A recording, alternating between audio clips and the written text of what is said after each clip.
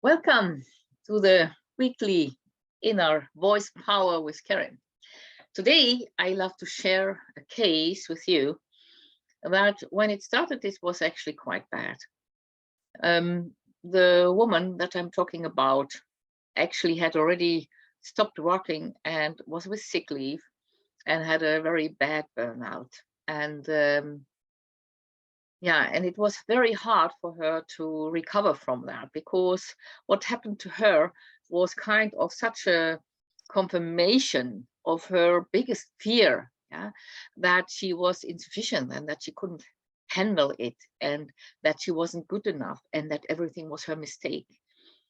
And when she finally had to go into sick leave because of the burnout, all that came through. And it was worsened the whole situation. So let me talk a little bit more general about this inner critic that this person, this woman, was experiencing. It was an inner critic. That means this was a part of her that was sabotaging actually her self-confidence by undermining every step that she made and always questioning everything. And her biggest thing was guilt, really deep guilt. When whatever happened, it was always that she felt that she was the one causing it, that she was the one actually that should have, not could, that would have already been good, but should have done differently. She should have seen that. She should have done this and this and this differently.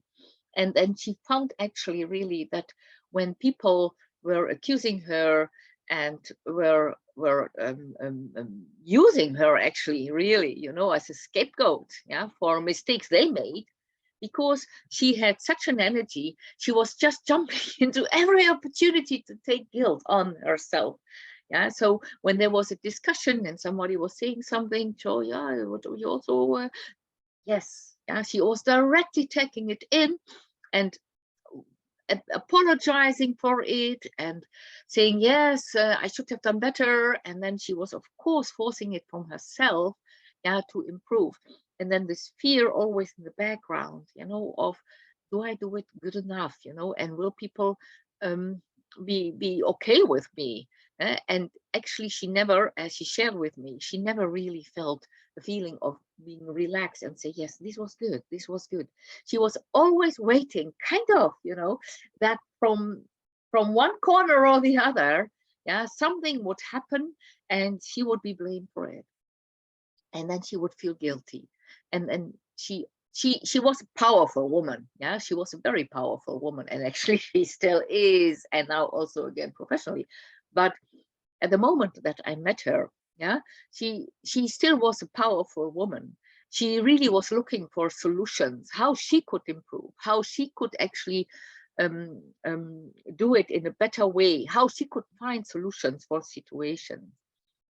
What she, of course, she wasn't aware of, that you have people who actually, they also have the fear of guilt.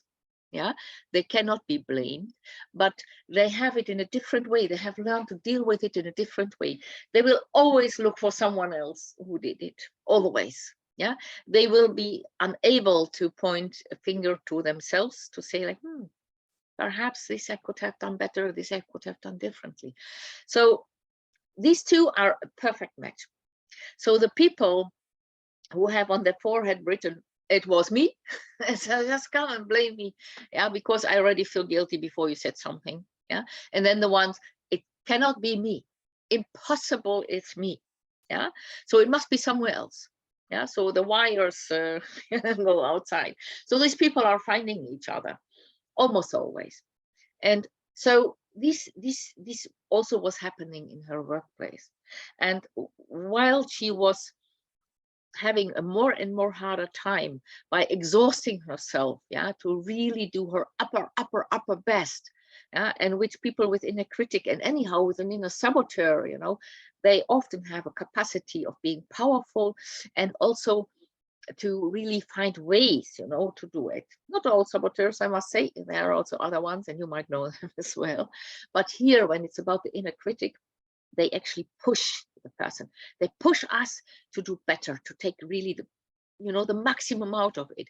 And in a pressured environment where you have a lot of people of the opposite who look for the ones they can blame, then you are easily drawn to exhaust yourself. And this is also what happened to that woman. She was really exhausting herself fully. And but she couldn't allow herself this weakness. So the more actually she was ignoring the need of being relaxed, the need of having a time and environment that is positive towards her, the more she denied herself that need by wanting to prove, that she was worthy of praise. It sounds horrible, but even when you're having this as a guilt, always the guilt feeling that it was you, even praise is not doing the trick. It can release you for a split second, but actually you don't really believe it, that it could be really good. And there must be perhaps even something behind it, that I say. So that we find a way in order to make also a praise look bad for ourselves. So here the woman actually she missed it to get the corner, to actually get out of this loop, and she got into a very bad burnout. And when I met her finally, first, of course, she had to understand something that, of course, many of you that do this work already since a longer time already know, that also your big critical person inside of yourself, the critic, he doesn't want to harm you, he doesn't want to destroy you, but to criticize is the only way that he knows that you will perform better, that you are aware of all the corners where someone perhaps could hurt you, and all the corners where someone perhaps, will doubt your capacity, and just by he wants so badly to avoid this guilty feeling. He points everything out where you can actually get it, and then says, no, don't do this, you can't do this. That's a way of how it can be. In my case, in the case of this woman, it was different. So this one was more the pusher. Do it better, do it more, look again at it, you can do this one as well. So he had this kind of voice. And when you work with a Nurk's approach, inner voice power, it's important that you do know your very own behavior as you do use it in your way of dealing with a situation, because this is always a starting point. This is what you know, and this is from the known to the new. This is how development goes, from what is to what can be. Never looking outside of yourself, always looking at what is already there. So what is the behavior? And here in this case, it was guilt. In this case, it was really the push, that she had to make up for it, and that she had to make better and more, and so on. And here she had to understand, that in the first place, she thought that this person inside of herself was hating her. Now, she didn't really know and wasn't really aware of that this was really an awareness, that you have to point out every single point where you perhaps can be blamed for, where perhaps you can get confronted with a guilt feeling.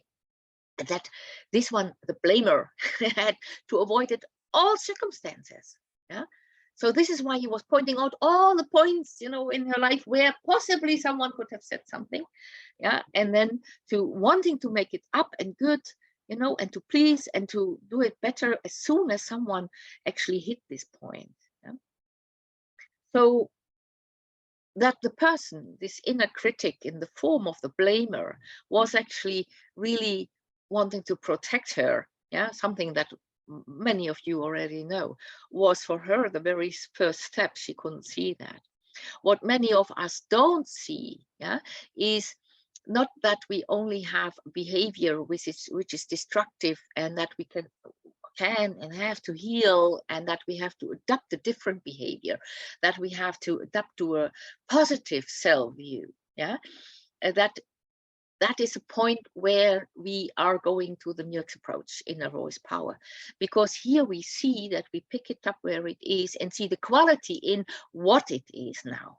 Yeah, not wanting to be anyone else that you are, not wanting to adapt to behaviors and looking at things in a way, yeah, that is not yours. Yeah, because what is it actually? What is actually guilt? Yeah, guilt is an absolute awareness, yeah, that you have influence on the behavior of others, that what you do matters in the way that it influences others. Of course, in the destructive way, when you fear so much to be blamed, you know, and fear so much, there's a lot of stress coming with it. Yeah. And in this case, the person was taking the guilt in and he was breathing on it. Yeah. Or perhaps you don't want to see it. Yeah. Doesn't matter in this case. But here it was that she really was breathing in the guilt and was taking in, yes, of course, it's my mistake. And she wanted to do it better. What it is in the essence is something very, very important. Only higher developed people have, because to be able to feel guilt, yeah, means two things. You are aware that your behavior is influencing other people, yeah, and you are also aware that you can make something, you know, you can do it better. Yeah, you have a possibility to grow and to do it better. Yeah, and this having to do it better and wanting to prevent it by overdoing everything, yeah, that is where it's destructive. But to have this capacity, you know, when it's lacking and people cannot take responsibility and they are doing just things not aware that their own behavior is influencing others, yeah, that is actually an awareness that comes with a higher developmental stage. And this is something that you have or you don't have. And if you are a person who can really feel guilt, yeah, then you are in this development. Then you are already having the capacity inside of yourself, very much at your reach, yeah, to develop it further to the capacity that you can use the knowledge that your behavior is influencing others in order to inspire, in order to know that your presence matters, yeah, and that it is important of what you do, because all that lies in it, all lies in the guilt, but not in the guilt that goes in the past and that kind of, you know, I have and the push and the fear and the too much and never enough. Yeah, that one breaks us finally, as with this woman, as it did.